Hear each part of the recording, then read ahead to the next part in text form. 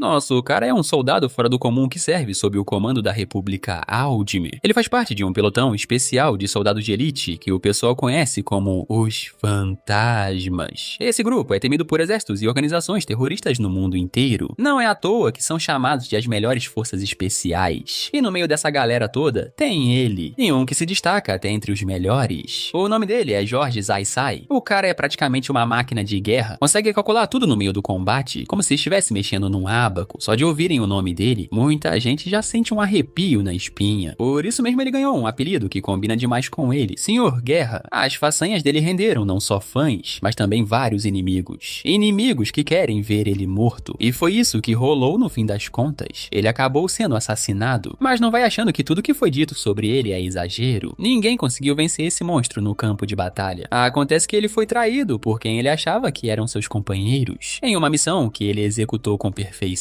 Jorge Zai eliminou sozinho toda a força inimiga num tempo recorde. Só que isso incomodou o capitão dele, Beck, que estava sedento por atenção. Então Jorge Zai acabou morto a sangue frio. Mesmo enquanto agonizava, ele não conseguia acreditar que tinha sido traído. A última imagem que passou na cabeça dele foi de uma mulher chamada Sofia. Antes de tudo apagar. Assim que apagou, abriu os olhos de novo. E deu de cara com um cadáver podre em cima dele, quase como se o corpo quisesse transar com ele. Jorge Zai empurrou o defunto e percebeu que estava no meio de uma pilha de corpos, todos dentro de um caminhão de lixo, que não perdeu tempo e despejou tudo num penhasco. Enquanto os corpos caíam no rio, Jorge Zai conseguiu se segurar na beirada do penhasco e salvar a própria vida. Subiu de volta, pendurado na beira da morte. A quantidade de corpos que viu sendo jogados ali era absurda. Os caras que estavam se livrando dos cadáveres pareciam de boa, como se jogar dezenas de corpos podres fosse só mais uma tarefa comum do dia a dia. Ainda comentaram que os peixes da Baía de Tóquio iam ganhar uma janta extra. Falando nisso, parece que nosso guerreiro acordou no Japão, que foi o país natal dele em uma vida passada. Pra entender melhor, Jorge Zai foi morto no dia 6 de julho de 2025 e agora renasceu num lugar chamado Ilha do Desespero. Claro que ele tá completamente perdido, sem ideia do que tá acontecendo. A última lembrança que tem é de uma missão no Oriente Médio e agora do nada tá na Baía de Tóquio. Nada faz sentido. E um monte de cadáver que ele viu sendo descartado na frente dele só piora tudo. Mais tarde, ele aparece correndo por uma floresta fechada, todo ferrado, parecendo um morador de rua. Só esse pequeno trecho de corrida já deixa ele ofegante, como se tivesse corrido uma maratona. Parece que o corpo novo dele não tem nem metade da resistência que ele tinha antes. E como se fosse combinado, o estômago dele começa a roncar, pedindo comida para alimentar o cérebro e os músculos. Depois de um tempo, ele acha uns bambus que tem água suficiente para matar a sede por enquanto. De cima de uma árvore alta com uma visão panorâmica, ele consegue ver uma vila com umas poucas centenas de casas. Mas chamar aquilo de cidade seria exagero. Parece mais uma favela do que qualquer outra coisa. Jorge Zai anda pelas ruas imundas para entender onde foi parar. Pelo que conseguiu juntar, o lugar parece ser nos arredores da Baía de Tóquio. Mas, pensando bem, uma favela tão nojenta assim não combina nada com o Japão. Do nada, ele dá de cara com algo que o deixa chocado. É um espelho. Ele se olha e mal acredita no que vê. A pessoa refletida ali não é ele. Esse corpo não é o dele. E pra complicar mais ainda, alguém chama ele por trás usando o nome Michiu. O instinto de sobrevivência fala mais alto e ele já agarra o estranho que ousou tocar no ombro dele do nada. Como o cara tá desarmado, parece que não é uma ameaça. Então Jorge Zai solta ele. Até porque esse sujeito pode ser a única pista pra tentar entender o que tá acontecendo. A primeira coisa que Jorge Zai absorve é que agora, aparentemente, ele se chama Michiu. Pelo menos é isso que o desconhecido diz. E o mais estranho, esse cara parece considerar Jorge Zai seu amigo. Nosso cara dá uma acalmada, pede desculpa pela grosseria e estica a mão pra ajudar o amigo a levantar. O amigo até se sente aliviado de ver ele bem, ainda mais depois da surra pesada que tinha levado recentemente. Só que Michiu não lembra de ter passado por nada disso. O amigo então fala o nome do desgraçado que causou esse inferno, Zia. Mas antes que pudesse explicar direito, o próprio pesadelo aparece bem atrás deles, como se tivesse sido invocado por essa maré de azar. E já dá pra sentir no ar, esse cara é aquele tipo de gorila bombado que acha que é o protagonista da vida. Ele escutou o amigo de cabelo roxo falando o nome dele e ficou putaço porque não usaram os benditos honoríficos. Como assim dois fedelhos se referem a ele desse jeito? Isso não pode ficar barato. O gorilão fecha o punho e taca um soco devastador na cara do coitado, que nem tentou se esquivar. O impacto joga o pobre pra trás, escorregando no chão. Mesmo tendo descarregado toda a raiva naquele soco, o Brutamonte ainda não tá satisfeito. Ele puxa o garoto pelos cabelos e começa a despejar as regras. Regras que, claro, só beneficiam ele. E quem ousar questionar, ganha um lugar no cemitério. Sem conseguir aguentar mais pressão, o amigo escroto joga joga toda a culpa no Michio, dizendo que foi ele quem falou o nome do gorila sem respeito. E de algum jeito, esse babaca consegue convencer o Brutamonte, que agora vira o foco todo pro nosso cara. Ele afasta o outro e encara Michio, fica surpreso ao ver que o garoto ainda tá de pé, principalmente depois da surra que tinha levado antes. Só que nosso cara tá ali de boas, sem esboçar nenhuma emoção, mesmo com o gorilão babando raiva. O Brutamonte até percebe essa frieza toda, o que só dá mais vontade nele de quebrar Michio na porrada. Enquanto ele estala os dedos e se aquece pro que vem, Michio continua tranquilo, como se nem fosse com ele. Nenhuma preocupação no rosto. O ego do Brutamonte não aguenta e ele manda um socão na direção de Michio.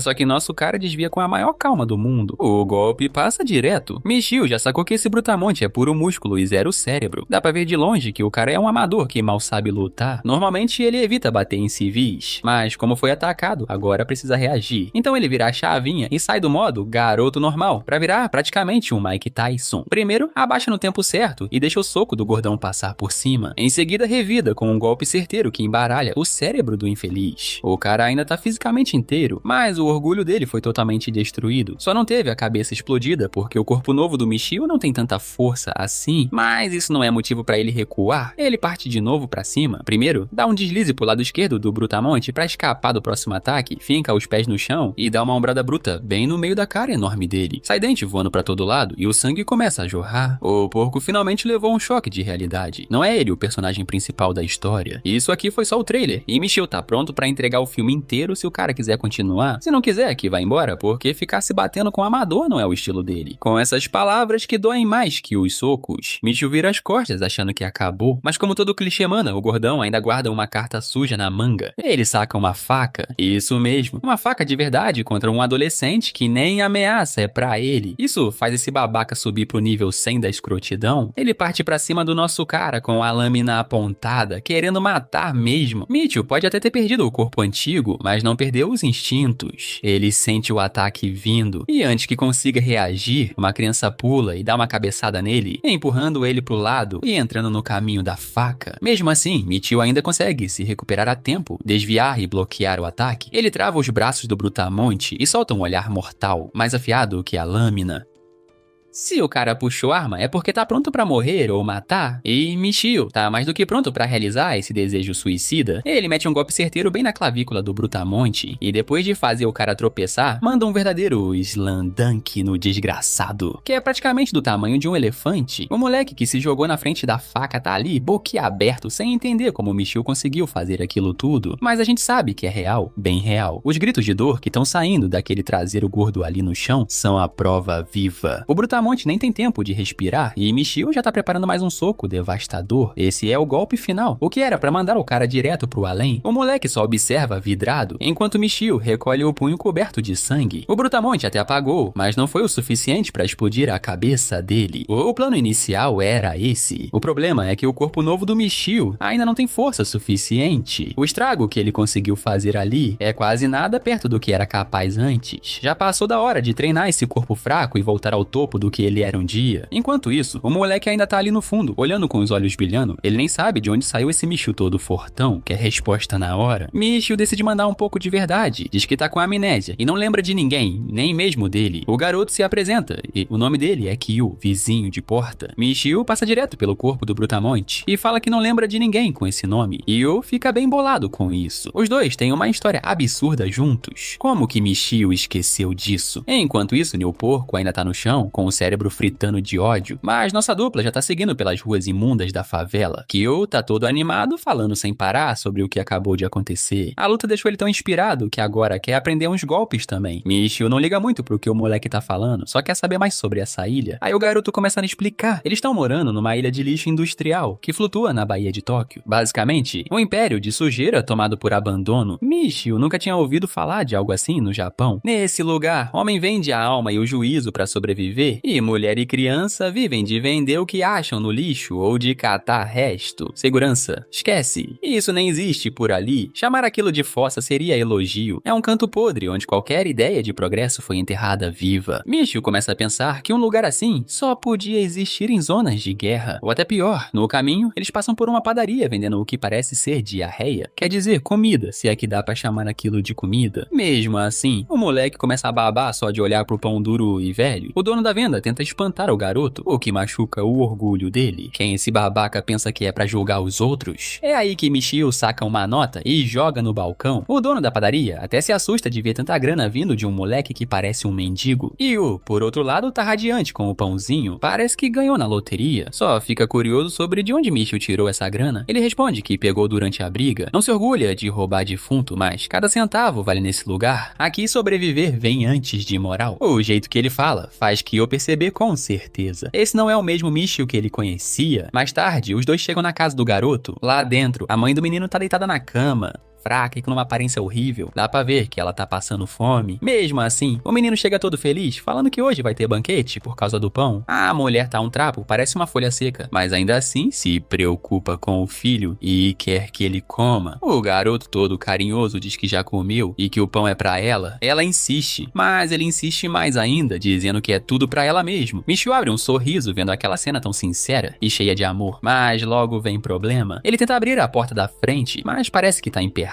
O fogo já começou a se espalhar pela casa, e se eles não saírem dali logo, vão virar churrasco. A casa foi incendiada por uns mineradores que trabalham pro mesmo porco desgraçado de antes. Sim, aquele mesmo que parece implorar por outra surra, como se a primeira já não tivesse sido suficiente. O cara acha que é o centro do universo e não vai sossegar enquanto não tiver sua vingancinha. A mãe e o filho estão presos dentro de casa, enquanto as chamas se espalham mais rápido do que tiozão de Zap repassando teoria da conspiração. Do lado de fora, Michio tá se matando para arrebentar a porta e sair, mas por mais que empurre, nada acontece. A intuição de soldado dele grita que isso aqui é armadilha. O inimigo trancou tudo por fora. Tem pelo menos uns 8 ou 9 malucos esperando do lado de fora. Ele começa a vasculhar a casa com o olhar, procurando qualquer coisa que sirva de arma improvisada. Até que os olhos dele travam num saquinho que parece guardar alguma coisa útil. Ele agarra o negócio, corre até a porta e detona tudo com um único chute. Até os caras que estavam reforçando a entrada saem voando que nem saco de lixo. Lá fora, só tem um monte de riso nojento esperando por ele. O porco nojento e sua gangue de escrota estavam ali rindo feito hiena, vendo a presa sair pra morrer. Ué, você assistiu o vídeo até aqui e até agora não se inscreveu no canal?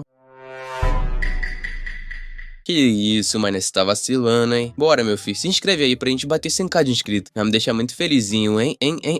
O gordo manda seus capangas frouxos cercarem Michio de todos os lados. E os lixos obedecem. Agora ele tá rodeado, com o fogo atrás e o inimigo na frente. Não tem pra onde correr. A única saída agora é descer o sarrafo. Michio já tá cheio desse porco que ainda não entendeu a lição. O gordão dá aquele sorrisinho metido, achando que tá por cima. Mas a gente sabe quem é que vai sair dali de 4. Ele tá ali só pra punir Michio por ter ferido o ego dele. E acha que a sentença justa é a morte. Beleza, então, Michio tá pronto pra acabar de vez com a pouca dignidade que esse lixo ainda tem. Enquanto isso, a mãe e o filho tão lá dentro, sufocando com a fumaça, invadindo tudo. O garoto chama Michio e ele responde, fazendo sinal pra eles correrem assim que der. E aí começa o quebra-pau. Um dos capangas corre feito maluco, achando que tá ganhando só por estar armado. Só que não esperava levar uma porrada na cabeça com um saco cheio de pedra. O cara apaga na hora. Todo mundo ali, inclusive o gordão, fica de boca aberta. Era aquele saquinho que Michio pegou antes de sair da casa. Ele transformou aquilo numa arma improvisada feita de pano e pedrinhas. Um truque que ele chama de Blackjack. Pode parecer bobinho, mas se girar aquilo com força o suficiente, dá pra arrebentar um crânio fácil. E ele faz exatamente isso. Os outros idiotas ainda nem entenderam com o que estão lidando e vão pra cima sem pensar. Michio varre cada um deles do caminho, derrubando geral com sua arma de pobre, porém eficiente. Um verdadeiro triturador de cabeças. Como prometido, toda a confiança daquele porco já foi pro saco. Depois de detonar todos os capangas, Michio vai andando na direção do último biscoitinho que falta quebrar. O gordão respira fundo e tenta a sorte. Numa tentativa suicida, parte pra cima. Michio gira o saquinho com tudo e acerta a mão do cara, que vira farelo. O porco solta um berro que parece até que levou uma na traseira. A faca que ele segurava com tanta pose agora tá no chão, largada. Finalmente, o grandalhão tá de joelhos, derrotado por um moleque com metade da idade dele. E é justamente isso que torna tudo tão humilhante. Michio se prepara pra dar o golpe final e encerrar esse lixo de vez. Mas aí o porco começa a chorar e bem implorar pela vida. Se joga num showzinho digno de novela barata. Michio nem liga pra esse drama todo e já vai girando o saco de pedras de novo, pronto pra acabar com ele de uma vez. Mas é aí que o moleque entra correndo e segura ele antes do golpe fatal. O garoto começa a implorar, soltando discurso moralista sobre como matar é errado. Como se Michio já não soubesse disso. Mas Michio não dá ouvidos pra esse papo furado. Michio continua girando girando o saco de pedras, fazendo aquilo ganhar força como se fosse um tornado, prestes a explodir. O porco chorão, vendo a morte chegando, dispara numa corrida desesperada, tentando salvar a própria pele. Mas Michio não para de girar o Blackjack. Quando sente que já juntou impulso suficiente, ele manda o golpe direto na direção do desgraçado. Por sorte, ou azar, dependendo do ponto de vista, e o golpe erra e acerta uma árvore do lado, derrubando a desgraçada com um único impacto. Isso mesmo, o cara literalmente derrubou uma árvore com o golpe. Imagina o que teria acontecido com o rabo do porco se tivesse acertado. Michio também estava esperando ver aquele barril humano voando em pedaços, mas agora ele só sente a decepção por ter perdido a chance. O chorão finalmente consegue escapar com vida, correndo como se não houvesse amanhã. Kyo respira aliviado vendo que acabou,